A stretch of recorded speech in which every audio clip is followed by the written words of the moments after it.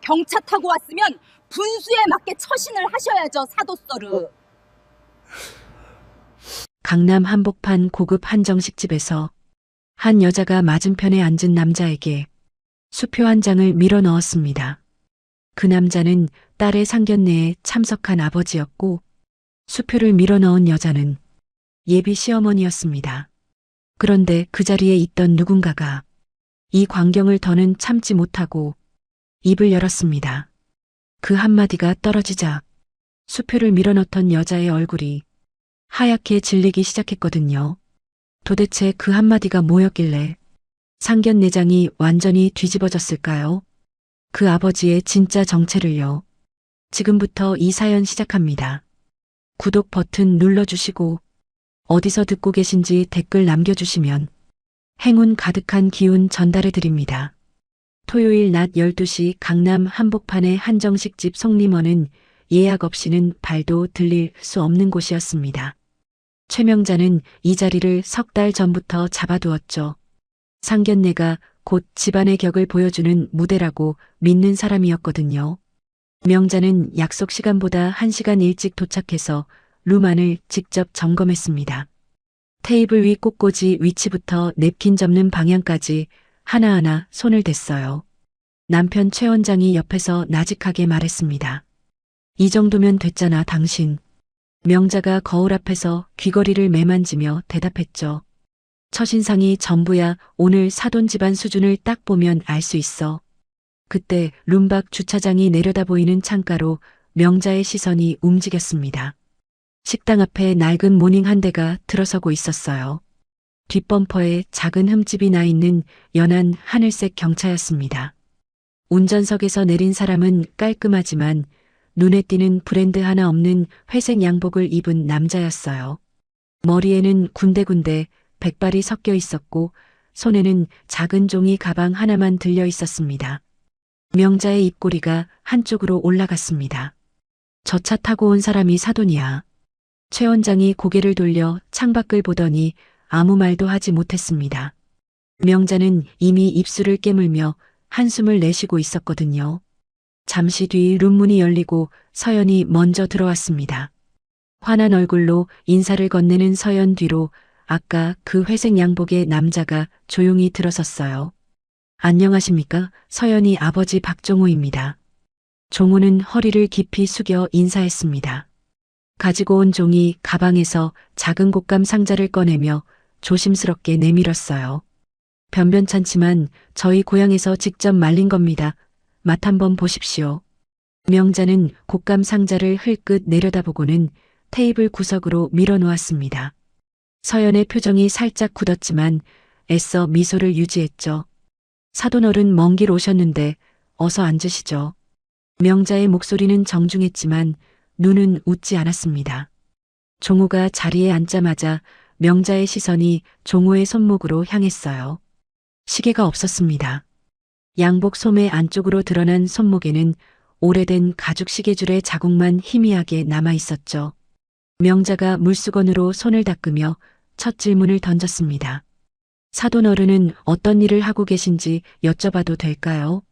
작은 회사 하나 운영하고 있습니다. 아, 회사를 하시는군요. 혹시 직원이 몇 명이나 되시나요? 종호가 잠깐 생각하더니 대답했습니다. 한 30명쯤 됩니다. 명자의 눈이 미세하게 좁아졌습니다.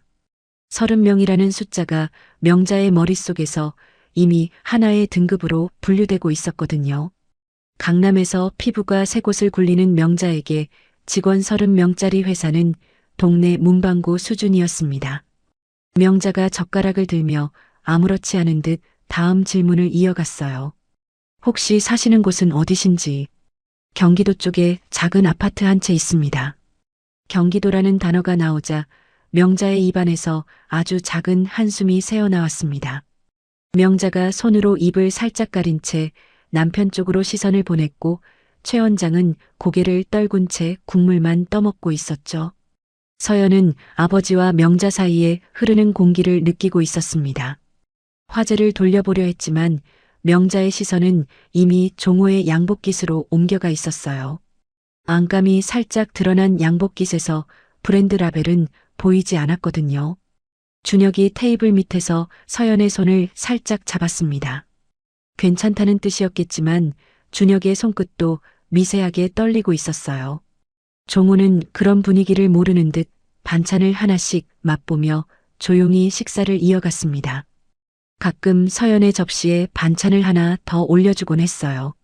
그 손이 투박하고 거칠었지만 반찬을 올려놓는 동작만큼은 아주 조심스러웠습니다.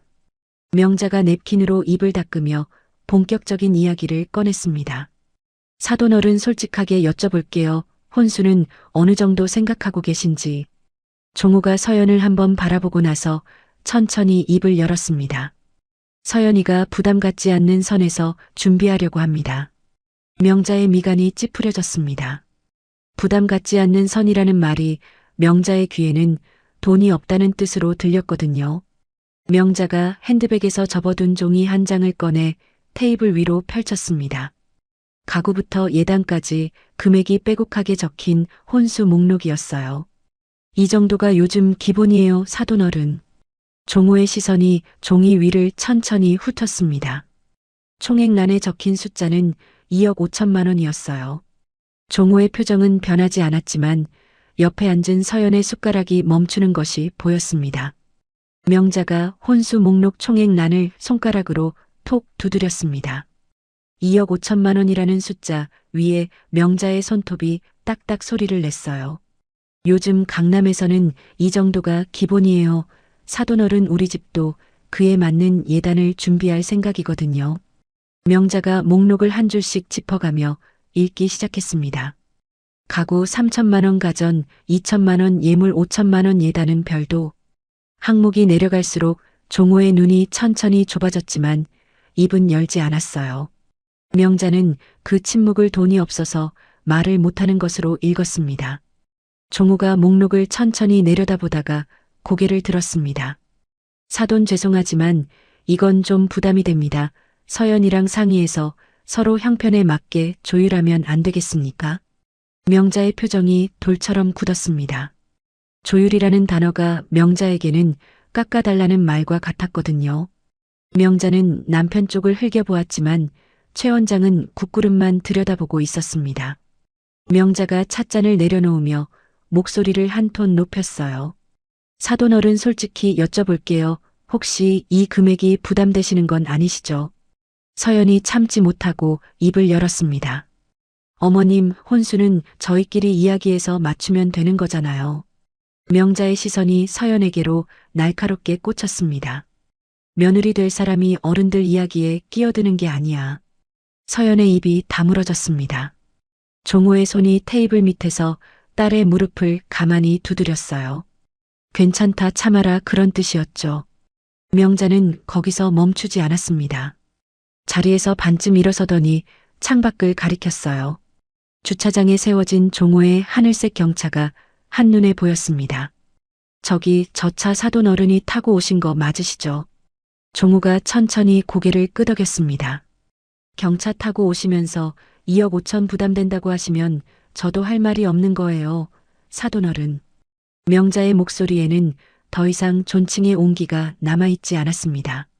경차라는 단어를 발음할 때 명자의 입꼬리가 위로 살짝 말려 올라갔거든요. 그건 비웃음이었어요.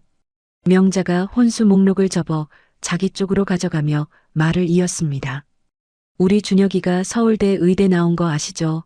전공에 끝나면 개원할 건데 그 옆에 서는 사람 집안이 이래서야 되겠어요. 종호의 손가락 끝이 테이블 위에서 아주 미세하게 떨렸습니다. 하지만 입은 열지 않았어요. 서연이 그 떨림을 보았고 가슴 한쪽이 뜨겁게 조여오는 것을 느꼈습니다. 준혁이 고개를 숙인 채 나지막하게 말했습니다. 엄마 그만하자 제발. 닥쳐 준혁아, 내가 데려온 사람 집안이 이 모양인데 엄마가 가만히 있으면 되겠니? 준혁의 입이 그대로 닫혔습니다. 서연은 준혁을 바라봤지만 준혁의 눈은 테이블 위 물잔에 고정된 채 움직이지 않았어요. 2년을 함께한 사람이었습니다. 서연이 야근하고 새벽에 들어올 때마다 병원 앞에서 기다려주던 사람이었어요. 그 사람이 지금 고개 한번 들지 못하고 있었습니다. 명자가 핸드백에서 수표 한 장을 꺼내 테이블 위에 놓았습니다. 500만 원이라고 적힌 수표였어요. 명자가 수표를 종우 앞으로 밀어 넣으며 말했습니다. 사돈어른, 이건 위자료라고 생각하시고 깨끗하게 정리하시죠. 경차 타고 온 지방과 사돈 맺을 수는 없잖아요. 식당 안이 조용해졌습니다. 준혁은 고개를 더 깊이 숙였고 최 원장은 눈을 감은 채 한숨만 내쉬고 있었어요. 서연의 눈에 눈물이 차오르기 시작했습니다. 아버지가 새벽마다 일어나 도시락을 싸주던 손이 저 수표 앞에 놓여 있다는 사실이 서연의 목을 틀어막았거든요. 종호는 수표를 내려다보았습니다. 500만 원이라는 숫자 위로 종호의 그림자가 길게 드리워졌어요. 종호는 수표를 손끝으로 조용히 밀어내며 자리에서 천천히 일어섰습니다. 사돈 식사 잘 먹었습니다. 목소리는 낮고 잔잔했지만 그 한마디에 서연의 눈물이 볼을 타고 흘러내렸어요. 종호가 딸의 어깨에 손을 얹으며 고개를 살짝 끄덕였습니다. 가자, 그 뜻이었죠. 종호와 서연이 룸문을 열고 나서려는 순간 명자의 목소리가 등 뒤에서 날아왔습니다. 곶감이라도 가져가시지 사돈어른, 그거라도 아까울 텐데. 종호의 발걸음이 멈추었습니다. 서연이 뒤를 돌아보려 했지만 종호가 딸의 어깨를 가만히 잡아 앞으로 돌려 세웠어요. 괜찮다, 듣지 마라, 그 손에 담긴 뜻이었죠. 두 사람이 복도를 지나 로비로 나왔을 때 서연의 눈물이 터졌습니다. 소리 없이 볼을 타고 흘러내리는 눈물을 서연은 손등으로 훔치며 걸음을 멈추지 않았어요. 종호는 딸 옆에서 아무 말도 하지 못했습니다.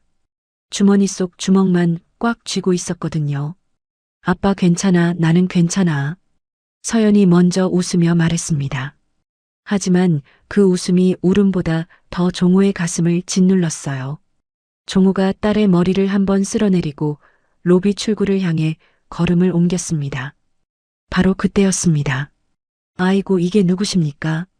로비 한쪽에서 걸어오던 남자가 종호를 보자마자 걸음을 멈추더니 허리를 깊이 숙였습니다. 50대 중반쯤 되어 보이는 이 남자는 송림원의 사장 한상수였어요. 한상수는 30년 전 종호가 처음 건설 현장을 시작할 때부터 알고 지낸 사이였습니다. 종호가 사업 초창기에 밥 한 끼 사주던 공사판 막내가 지금은 강남 최고급 한정식집을 운영하는 사장이 된 것이었죠. 회장님, 아니 어쩐 일로 여기를 연락도 없이 오셨습니까? 한상수의 목소리는 반가움과 당황함이 섞여 있었습니다. 종호가 손을 저으며 나지막하게 말했어요. 상수야, 조용히 해라, 개인적인 자리였어. 한상수는 종호의 표정과 서연의 눈물 자국을 번갈아 보았습니다. 30년을 알고 지낸 사이였거든요. 종호의 굳은 표정이 무엇을 의미하는지 한상수는 금방 알아챘습니다. 혹시 안쪽 룸에서 식사하고 나오시는 겁니까? 종호가 대답 대신 고개를 살짝 끄덕였어요. 한상수의 눈이 좁아졌습니다. 회장님, 누가 불편하게 해드린 겁니까? 아니야, 아무 일도 아니야. 그냥 가는 길이다. 종호가 손을 내저었지만 한상수의 시선은 이미 서연의 붉어진 눈으로 향해 있었습니다. 서연이 아버지 뒤에서 고개를 숙이고 있는 모습을 본 한상수의 표정이 단단하게 굳었어요. 따님이시죠? 처음 뵙겠습니다. 한상수가 서연에게 정중히 인사했습니다.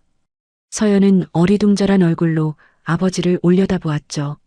아버지를 회장님이라 부르며 허리를 숙이는 이 남자가 누구인지 이해할 수 없었거든요. 아빠, 이분이 누구야? 옛날에 아빠랑 같이 일하던 후배야, 신경 쓰지 마라. 종호가 서연의 질문을 가볍게 넘겼지만 한상수의 태도는 후배가 선배를 대하는 것이 아니었습니다. 허리를 숙인 각도가 깊었고 목소리에는 존경이 묻어 있었어요. 한상수가 종호에게 다시 한번 물었습니다. 안쪽 룸에 아직 손님이 계십니까? 상수야, 됐다, 신경 쓰지 마라. 종호의 목소리에는 단호함이 섞여 있었지만 한상수는 이미 복도 쪽으로 걸음을 옮기고 있었습니다. 30년 전 공사판에서 자기에게 따뜻한 국밥 한 그릇 사주던 그 사람의 딸이 울고 있었거든요. 한상수에게는 그것만으로 충분한 이유였습니다. 한상수가 복도를 지나 룸 앞에 섰을 때 안에서 명자의 목소리가 들려왔습니다. 경차 타고 온 주제에 자존심은 또 있어서 수표는 안 가져가네. 명자의 웃음소리가 룸 밖까지 새어나왔어요. 최 원장이 나지막하게 당신 그만 좀 하라고 말했지만 명자는 들은 척도 하지 않았습니다. 준혁은 여전히 고개를 숙인 채 아무 말도 못하고 있었죠. 한상수가 룸문 손잡이를 잡았습니다. 30년 전 한겨울 공사판에서 종우가 자기 점퍼를 벗어 덮어주던 기억이 손끝을 타고 올라왔거든요. 그 사람의 딸이 이 안에서 울었다는 사실이 한상수의 발을 멈추게 하지 못했습니다. 문 손잡이가 천천히 돌아갔어요. 룸문이 열렸습니다. 한상수가 안으로 들어서자 명자가 고개를 돌렸어요. 낯선 남자의 등장에 명자의 눈썹이 올라갔습니다. 실례합니다만 어디서 오신 분이시죠? 저희 식사 중인데. 명자의 목소리에는 불쾌함이 가득했습니다. 자기 자리에 허락 없이 들어온 남자를 직원쯤으로 본 거였죠. 한상수는 대답 대신 명함 한 장을 테이블 위에 내려놓았습니다. 명함에는 송림원 대표 한상수라고 적혀 있었어요. 명자의 표정이 살짝 바뀌었습니다. 이 예약석 달짜리 식당의 주인이 직접 들어왔다는 뜻이었거든요. 아, 사장님이시군요. 오늘 음식 아주 훌륭했어요. 명자가 여유를 되찾으며 웃어 보였습니다. 한상수는 웃지 않았어요. 테이블 위에 놓인 500만 원짜리 수표와 구석으로 밀려난 곶감 상자를 번갈아 보더니 입을 열었습니다. 방금 나가신 분이 어떤 분인지 아십니까? 명자가 콧웃음을 치며 대답했죠. 경차 타고 온 사돈 어른인데 왜요? 혹시 아시는 분이에요? 한상수의 눈이 차갑게 가라앉았습니다. 30년을 알고 지낸 은인의 딸이 이 자리에서 울고 나갔다는 사실이 한상수의 목소리에서 온기를 지워버렸어요.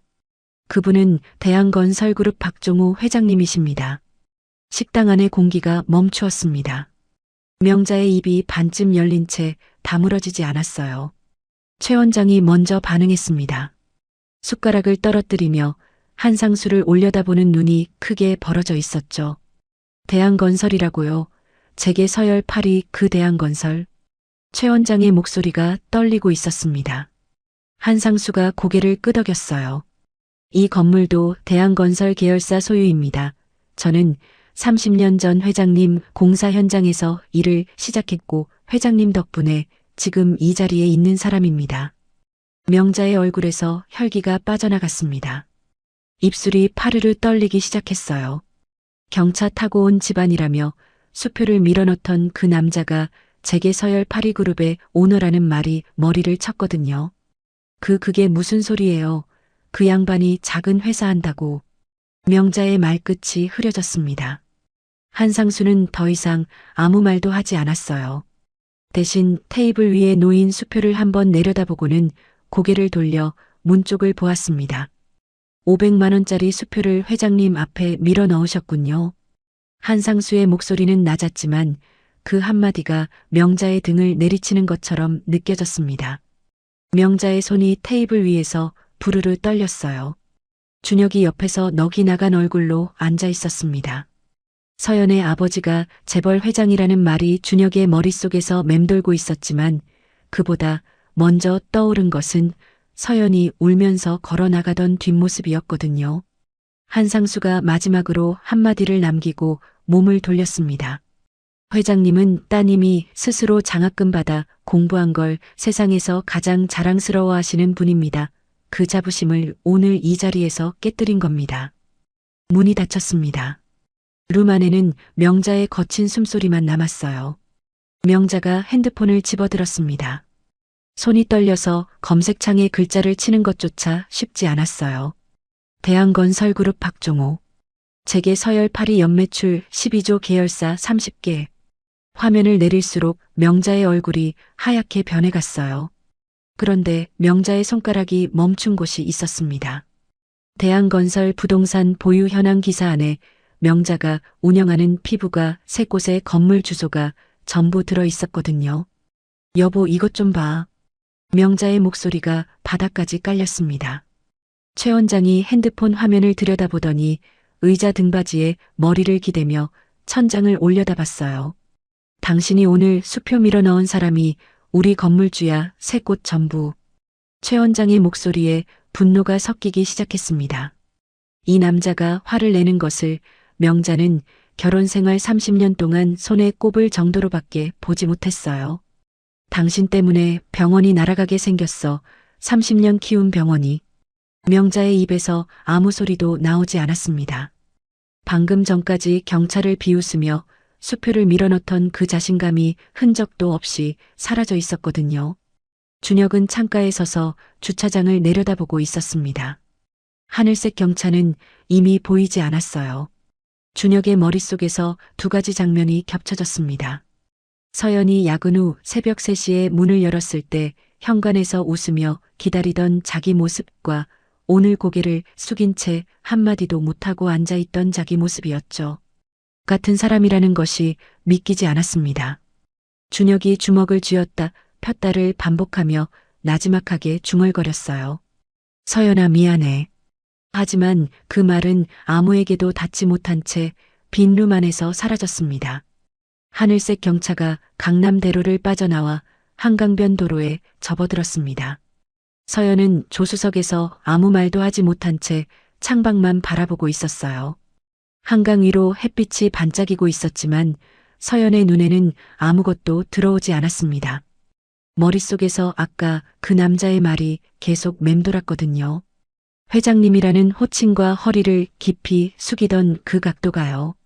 경차의 낡은 에어컨이 약하게 바람을 내보내고 있었습니다. 종우가 먼저 입을 열었어요. 배고프지 서연아, 아까 밥도 제대로 못 먹었잖아. 아빠 지금 밥 이야기를 하는 거야. 서연의 목소리가 떨리고 있었습니다. 종우는 운전대를 잡은 채 전방만 바라보며 대답했어요. 밥은 언제든 중요하지. 아빠가 대한건설 회장이라는 게 사실이야. 종우가 잠깐 침묵했습니다. 핸들을 잡은 손에 힘이 살짝 들어갔다가 풀리는 것이 보였어요. 사실이다. 서연의 고개가 천천히 아버지 쪽으로 돌아갔습니다. 29년을 함께 살아온 아버지였어요. 새벽마다 도시락을 싸주고 서연이 야근할 때면 병원 앞에 경찰을 세워두고 기다리던 사람이었습니다. 그 사람이 재벌 그룹의 회장이라는 말이 서연의 머릿속에서 제자리를 찾지 못하고 있었죠. 왜 한 번도 말 안 했어? 서연의 눈에 다시 눈물이 고였습니다. 종우가 차를 천천히 한강변 공원 주차장으로 빼며 시동을 껐어요. 앞유리 너머로 한강이 넓게 펼쳐졌습니다. 종우가 운전대에서 손을 내리며 조용히 말했어요. 내가 고등학교 2학년 때 장학금 시험 보겠다고 석 달을 새벽 5시에 일어났잖아. 서연은 기억하고 있었습니다. 그때 종우가 매일 새벽 4시 반에 먼저 일어나 밥상을 차려 놓았다는 것도요. 김이 모락모락 나는 된장국과 계란말이가 매일 같은 자리에 놓여 있었거든요. 그때 내가 합격 통지서 들고 와서 아빠 나 해냈어 했을 때 아빠는 그날 사무실에서 울었다. 종우의 목소리가 살짝 갈라졌습니다. 이사회 회의실에서 전무들 다 내보내고 혼자 울었어 그날. 서연의 눈이 커졌습니다. 이사회 회의실이라는 단어가 서연에게는 아직 현실로 느껴지지 않았어요. 그게 내 힘으로 해낸 거잖아. 그 자부심을 아빠가 돈으로 망치고 싶지 않았어. 서연의 입술이 파르르 떨렸습니다. 간호대 등록금도 장학금으로 해결했고 기숙사비도 아르바이트로 벌었어요. 졸업할 때 아버지에게 한 푼도 손 벌리지 않은 것이 서연의 가장 큰 자랑이었거든요. 선배들이 부모님 카드로 등록금 내는 것을 볼 때마다 서연은 속으로 작은 우쭐함을 느꼈습니다. 나는 내 힘으로 여기 서 있다고요.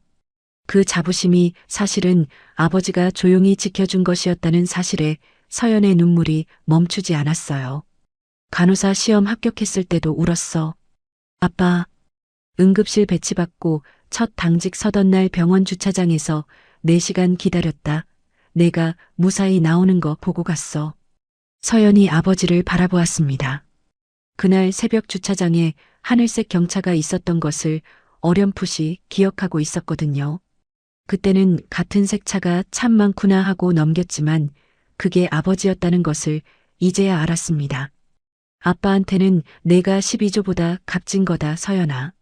종호가 어색하게 딸의 머리를 한번 쓸어내렸어요. 서연이 조수석에서 아버지의 팔을 잡고 이 말을 기댔습니다. 말이 나오지 않았거든요. 한참을 그렇게 있다가 서연이 코를 훌쩍이며 입을 열었어요. 아빠, 그러면 이 경차는 뭐야? 회장이 경차를 왜 타는 건데? 종호가 핸들을 손바닥으로 두드리며 웃었습니다. 이 차가 어디가 나빠? 기름도 적게 들고 골목에 주차하기도 편하고. 아빠 진짜 웃기지도 않아. 서연이 눈물 범벅인 얼굴로 웃음을 터뜨렸어요. 종호도 따라 웃었습니다. 한강변 주차장에 세워진 낡은 경차 안에서 두 사람의 웃음소리가 새어나왔어요. 창밖으로 봄 햇살이 차 안을 가득 비추고 있었습니다. 같은 시각 명잔의 집은 전쟁터가 되어 있었습니다. 식당에서 돌아온 명잔은 거실 소파에 주저앉은 채 핸드폰만 붙잡고 있었어요. 대한건설그룹 부동산 보유 현황 페이지를 수십 번째 새로 고침하고 있었지만 바뀌는 것은 아무것도 없었습니다. 세 곳 전부가 대한건설 계열사 건물이라는 사실이 화면 위에 그대로 박혀 있었거든요. 최 원장이 서재에서 나와 거실로 걸어왔습니다. 손에는 피부가 임대차 계약서 파일이 들려 있었어요. 세 곳 다 확인했어. 계약 만료가 올해 11월이야. 재계약 안 해주면 그걸로 끝이야. 명자의 얼굴에서 핏기가 완전히 사라졌습니다. 30년 동안 쌓아 올린 피부과가 임대 재계약 한 장에 달려있다는 현실이 목을 조여왔거든요. 여보, 내가 전화해 볼게. 사과하면 되잖아. 아직 늦지 않았잖아. 사과 누구한테? 당신이 수표 밀어 넣은 사람이 이 나라 건설업계 1인자야. 전화번호를 어디서 구할 건데? 최 원장의 목소리에는 분노와 체념이 동시에 담겨 있었습니다. 명자가 부동산 중개업자에게 전화를 걸었지만 대한건설 회장 개인 연락처를 아는 중개업자는 없었어요. 다음으로 거래처 은행 지점장에게 전화했지만 역시 마찬가지였습니다. 사모님, 대한건설그룹 회장님 연락처는 저희 선에서 드릴 수 있는 부분이 아닙니다. 전화기를 내려놓은 명자의 손이 떨리고 있었어요. 상견례 자리에서 경찰을 가리키며 비웃던 자기 목소리가 귓속에서 메아리치고 있었거든요. 경차 타고 온 집안과 사돈 맺을 수 없다는 그 말이 지금은 자기 목을 물어뜯고 있었습니다. 한편 준혁은 자기 방에서 서연에게 전화를 걸고 있었습니다. 하지만 전화기에서 돌아오는 것은 차단 안내 멘트뿐이었어요. 문자를 보내도 전송 실패였습니다. 카카오톡 프로필은 이미 사라져 있었죠. 준혁이 핸드폰을 침대 위에 내려놓고 천장을 올려다보았습니다. 2년 동안 서연과 함께한 시간이 하나씩 떠올랐어요. 첫 데이트 때 서연이 직접 만든 김밥을 싸왔던 일이요.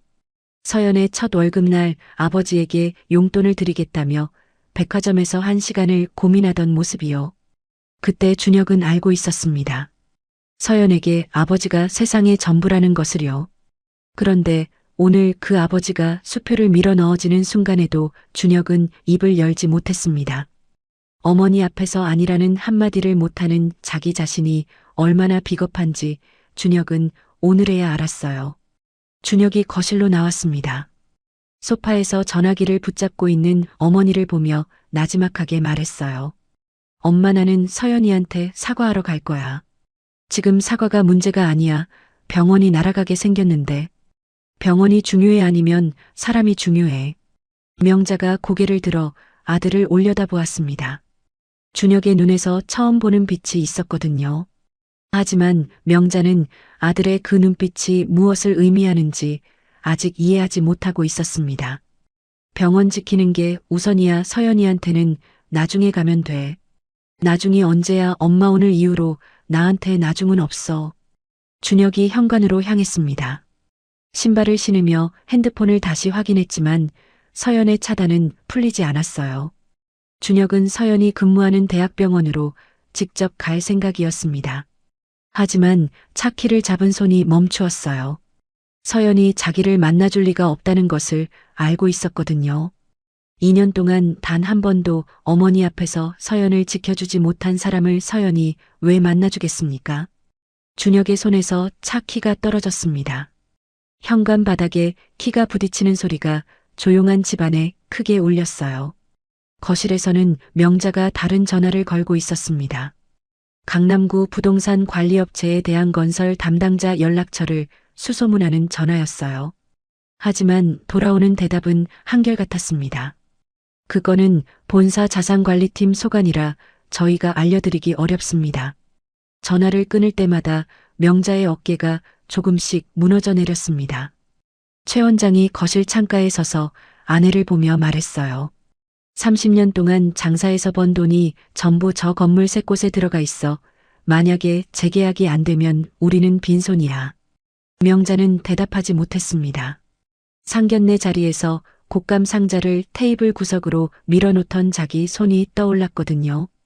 그 조그만 상자를 정성껏 쌓았을 그 사람의 마음을 자기가 얼마나 가볍게 짓밟았는지 명자는 이제야 느끼고 있었어요. 하지만 그 느낌은 후회라기보다는 두려움에 가까웠습니다. 건물을 잃을 수 있다는 공포가 명자의 머릿속을 지배하고 있었거든요. 사흘이 지났습니다. 준혁은 매일 서연이 근무하는 대학병원 로비에 앉아 있었어요. 서연을 기다리는 것이었지만 서연은 한 번도 로비를 지나가지 않았습니다. 동료 간호사를 통해 준혁이 있다는 말을 전해 들었지만 나가지 않은 것이었죠. 나흘째 되는 날 서연이 로비로 내려왔습니다. 준혁이 자리에서 벌떡 일어났어요. 서연아, 할 말이 있어서 내려왔어.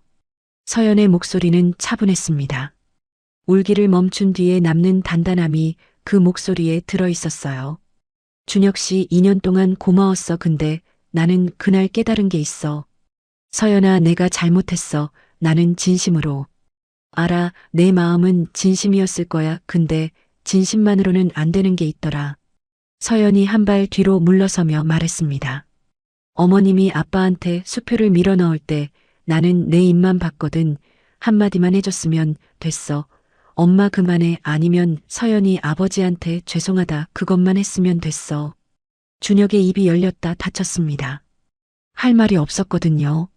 서연의 말이 틀린 게 아니었으니까요. 그때 넌 물잔만 보고 있었잖아. 2년 동안 딱 한 번만 어머님 앞에서 나를 지켜줬으면 나는 회장 딸이 아니어도 내 옆에 있었을 거야. 서연이 돌아섰습니다. 준혁이 한 발 따라갔지만 서연은 멈추지 않았어요. 엘리베이터 문이 닫히기 직전 서연이 마지막으로 말했습니다. 잘 지내. 엘리베이터 문이 닫혔습니다. 준혁은 닫힌 문 앞에 한참을 서 있었어요. 2년이라는 시간과 함께 자기 비겁함의 무게가 발끝에서부터 올라오고 있었습니다. 로비를 지나는 환자들과 보호자들이 멈춰 선 준혁을 이상하게 쳐다봤지만 준혁은 알아차리지 못했어요. 서연의 마지막 두 글자가 귓속에서 계속 울리고 있었거든요. 바로 그날 오후 명자가 대학병원을 찾아왔습니다. 명자의 차림은 사흘 전 상견례 때와 완전히 달랐어요. 브랜드 정장 대신 평범한 블라우스에 낮은 굽구두를 신고 있었습니다. 강남에서 이 병원까지 오는 동안 명자는 차 안에서 사과 멘트를 10번은 연습했어요. 하지만 목에서 올라오는 것은 말이 아니라 식은땀이었습니다. 명자는 원무과에서 간호부 사무실을 물어물어 서연이 있는 층까지 올라왔어요. 하지만 서연을 만나기 전에 복도에서 마주친 사람이 있었습니다. 종우였어요. 딸의 점심 도시락을 가져다 주러 온 참이었죠. 한 손에 보온 도시락 가방을 들고 있었고 다른 손에는 작은 과일 봉지가 들려 있었습니다. 명자는 종우를 보자마자 다리가 풀리듯 멈추었습니다. 3일 전 수표를 밀어넣던 상대가 지금 딸의 도시락을 들고 병원 복도에 서 있었거든요. 재벌 회장이라는 사실보다 도시락을 직접 싸서 가져오는 아버지라는 사실이 명자의 다리를 더 무겁게 만들었어요. 명자가 허리를 숙이며 말했습니다. 사돈어른 아니 회장님, 그날 제가 정말 큰 실례를. 종우가 명자를 보았습니다. 종우의 눈에는 분노가 아닌 다른 것이 담겨 있었어요. 피곤함이었습니다. 사돈네가 회장인 건 사실이지만 이 아이한테는 그냥 경차 모는 아빠입니다. 그날 사돈이 무시한 건 재벌 회장이 아니라 딸 상견례에 곶감 싸들고 온 아버지였어요. 명자의 고개가 더 깊이 숙여졌습니다. 그 한마디가 명자의 가슴 한가운데를 정확하게 관통했거든요. 경차도 수표도 재벌도 아닌 아버지라는 단어가 명자의 눈에 눈물을 고이게 만들었습니다. 명자도 아들을 가진 어머니였으니까요. 아들이 망신당하는 자리에 자기가 앉아 있다면 명자도 견디지 못했을 것이었어요. 그런데 자기가 바로 그 짓을 한 것이었습니다. 종우가 도시락을 든 채 돌아서며 마지막으로 한마디를 남겼습니다. 건물 재계약은 정당하게 처리할 테니 그 걱정은 마시오다만 내 딸은 더 이상 건드리지 마시오. 종호의 뒷모습이 복도 끝으로 사라졌습니다. 명자는 빈 복도에 혼자 서서 한참을 움직이지 못했어요. 한 달이 지났습니다. 서연은 여전히 대학병원에서 간호사로 일하고 있었어요. 달라진 것이 있다면 출퇴근할 때 병원 앞에 하늘색 경차가 서 있는 것을 더 이상 우연으로 넘기지 않는다는 것이었습니다. 그날도 야근을 마치고 나온 서연의 눈에 주차장 한쪽에 세워진 경차가 보였어요. 운전석에서 종우가 졸고 있었습니다. 고개가 살짝 옆으로 기울어진 채 두 손은 무릎 위에 포개져 있었죠. 안경이 코끝까지 내려와 있었고 무릎 위에는 펼쳐놓은 신문이 반쯤 접혀 있었어요. 조수석에는 보온 도시락 가방이 놓여 있었습니다. 서연이 조수석 문을 열자 종우가 눈을 떴어요. 왔어. 오늘 많이 힘들었지. 아빠 또 기다린 거야. 집에서 쉬라고 했잖아.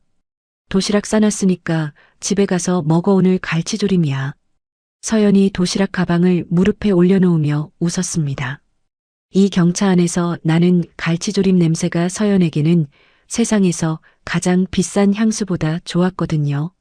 경차가 병원 주차장을 빠져나와 야간 도로를 달리기 시작했습니다. 서연이 창밖을 보며 물었어요. 아빠, 나 한 가지만 물어볼게. 뭔데? 회장님이면 기사가 있을 거 아니야. 왜 매번 직접 오는 거야? 종우가 핸들을 잡은 채 웃었습니다. 기사한테 내 딸 퇴근을 맡기겠냐? 이건 아빠 일이지. 서연이 코끝이 빨개지며 고개를 돌렸어요. 창밖 가로등 불빛이 흐르고 있었습니다. 서연은 이제 알고 있었어요. 이 낡은 경차가 아버지에게 무엇인지를요. 12조짜리 그룹의 회장이 아닌 그냥 아빠로 딸 옆에 앉을 수 있는 유일한 공간이었다는 것을요. 한편 명잔의 피부과에는 한 달 전과 다른 바람이 불고 있었습니다. 대한건설 자산관리팀에서 정식 공문이 날아왔거든요. 임대 재계약 조건 재검토라는 제목의 그 공문에는 기존 임대료 대비 30% 인상이라는 문구가 적혀 있었습니다. 시세에 맞춘 정당한 조정이었어요. 종우가 약속한 대로였죠. 건물을 빼앗기는 것은 아니었지만 30% 인상은 명자에게 뼈아픈 숫자였습니다. 최 원장이 공문을 내려놓으며 말했어요.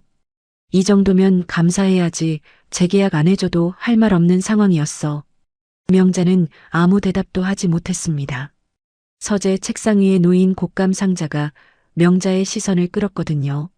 상견례 날 종우가 가져왔던 그 곶감이었습니다.